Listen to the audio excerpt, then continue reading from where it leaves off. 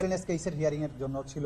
একটা পিটিশনে সাবেক যে তথ্য যোগাযোগ প্রযুক্তি বিষয়ের যে প্রতিমন্ত্রী জুনায়েদ আহমেদ পলক, তাকে আমরা আন্তর্জাতিক অপরাধ ট্রাইব্যুনালের যে তদন্ত সংস্থা সেখানে জিজ্ঞাসাবাদের জন্য আমরা আদালতের কাছে অনুমতি চেয়েছিলাম। আদালত সেটা মঞ্জুর করেছেন এবং তাকে 18ই ডিসেম্বর তদন্ত সংস্থার অফিসে একদিনের জন্য জিজ্ঞাসাবাদ করার জন্য অনুমতি প্রদান করেছেন। তাকে জিজ্ঞাসাবাদ করতে চাওয়ার প্রধান কারণ হচ্ছে এই আসামি মন্ত্রিসভার সদস্য হিসেবে জুলাই আগস্টে ছাত্র জনতার উপরে সংগঠিত যে গণহত্যা, মানবতা বিরোধী অপরাধ, সেগুলোর পরিকল্পনা বাস্তবায়নের ব্যাপারে সরাসরি দায়িত্বপ্রাপ্ত ছিলেন এবং এটার সুপিরিয়র রেসপন্সিবিলিটি যার উপরে বর্তায় সেই সাবেক প্রধানমন্ত্রীর সাথে এই জুনায়েদ আহমেদ পলকের ঘনিষ্ঠ সম্পর্ক ছিল এবং এই সব পরিকল্পনার ব্যাপারে তিনি জানতেন। সেই পরিকল্পনার ব্যাপারে বিস্তারিত তথ্য উদ্ঘাটনের জন্য তাকে জিজ্ঞাসাবাদ করা প্রয়োজন। একই সাথে আপনারা জানেন যে এই গণহত্যা এবং আন্দোলন চলাকালীন সময়ে বাংলাদেশের ইন্টারনেট সেবাকে বন্ধ করে দিয়ে এই বিভাগের দায়িত্বপ্রাপ্ত মন্ত্রী হিসাবে গোটা দুনিয়াকে বাংলাদেশ থেকে বিচ্ছিন্ন করে রেখেছিলেন। এই গণহত্যার তথ্য মানুষের কাছে পৌঁছার ব্যাপারে তিনি বিঘ্ন সৃষ্টি করেছিলেন এবং এইভাবে একটা বাংলাদেশের মধ্যে সংগঠিত এত বড় একটা অপরাধ, গণহত্যা, মানবতা বিরোধী অপরাধকে গোটা দুনিয়া থেকে আড়াল করার মাধ্যমে গণহত্যার অপরাধটাকে ধামাচাপা দেওয়ার চেষ্টা করেছিলেন। এই ব্যাপারে বিস্তারিত তথ্য উদ্ঘাটনের জন্য তাকে জিজ্ঞাসাবাদ করা দরকার।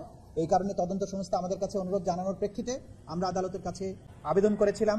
সেই প্রেক্ষিতে আদালত আমাদের আবেদন মঞ্জুর করেছেন এবং একদিনের জন্য তাকে জিজ্ঞাসাবাদের অনুমতি প্রদান করেছেন। দ্বিতীয় যে পিটিশনটা আমরা মুভ করেছি সেটা হচ্ছে যাত্রাবাড়ি থানায় যে গণহত্যাটা হয়েছিল জুলাই আগস্ট বিপ্লবের সময়ে এবং বাংলাদেশের সবচাইতে বড় গণহত্যাটা হয়েছিল যাত্রাবাড়িতে। সেখানে সাধারণ ছাত্রদেরকে আহত অবস্থায় পড়ে থাকার পরেও সেখানে ব্রাশ ফায়ার করে হত্যা করা হয়েছে। প্রায় 4 শতাধিক মানুষকে সেখানে হত্যা করা হয়েছে।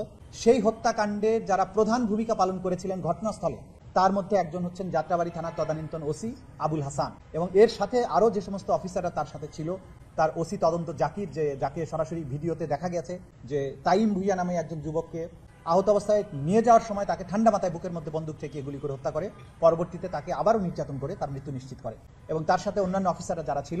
এই ব্যাপারে এই মামলাতে তাদের বিরুদ্ধে আগেই গ্রেপ্তারি পরোয়ানা জারি হয়েছিল। গ্রেপ্তারি পরোয়ানা জারি হওয়ার পরে অভিযুক্ত আবুল হাসানকে গ্রেপ্তার করা হয়।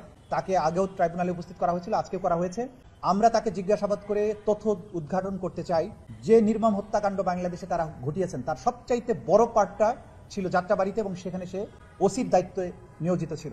কিভাবে, কার নির্দেশে, কোন কোন অফিসারদের মাধ্যমে এই গণহত্যাটা তারা সংগঠন করেছেন, কে এটা নির্দেশদাতা ছিল, কারা কারা সম্পৃক্ত ছিল এবং কেন তারা এরকম নির্মমতার আশ্রয় নিয়েছে, এই বিষয়টি তথ্য উদ্ঘাটনের জন্য।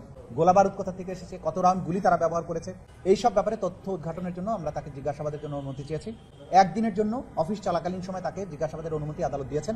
আগামী 15ই ডিসেম্বর তাকে জিজ্ঞাসাবাদের জন্য আমাদের তদন্ত সংস্থার কাছে নিয়ে যাওয়া হবে।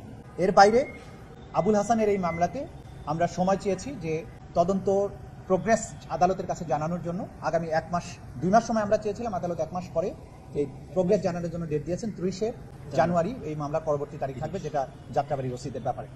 এই ছিল আজকের দিনের মোটামুটি প্রসিডিং। পাশাপাশি আমরা একটা জিনিসে আদালতের কাছে মৌখিকভাবে আবেদন করেছিলাম, সেটা হচ্ছে যে আদালত থেকে গ্রেপ্তারি পরোয়ানা জারি হওয়ার পরেও অনেক পুলিশ অফিসার দায়িত্বে থাকেন, কিন্তু যখনই ওয়ারেন্টটা ইস্যু হয় তারপরের থেকে তাদেরকে আর পাওয়া যায় না।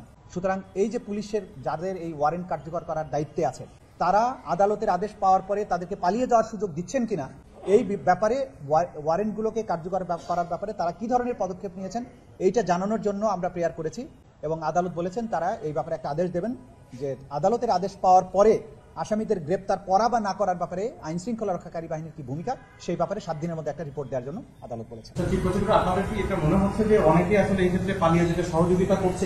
আরেকটি প্রশ্ন হচ্ছে, আমরা আদালতের মধ্যে দেখলাম যে আয়োকে সমস্ত ভর্সনা করলেন বিচারক একজন, কিন্তু এক্ষেত্রে এত গুরুত্বপূর্ণ একটি গণহত্যা, মানবতা বিরোধী অপরাধের যথাযথ তদন্তের প্রতি এখানে একটা গাফিলতি হচ্ছে। যেটা বলবো যে পালিয়ে যাবার ব্যাপারে আমরা অনেক অফিসারকে দেখেছি যারা দায়িত্বে ছিলেন, কিন্তু যখনই আদালত থেকে ওয়ারেন্ট ইস্যু হলো তারপর থেকে তাদেরকে পাওয়া যাচ্ছে না।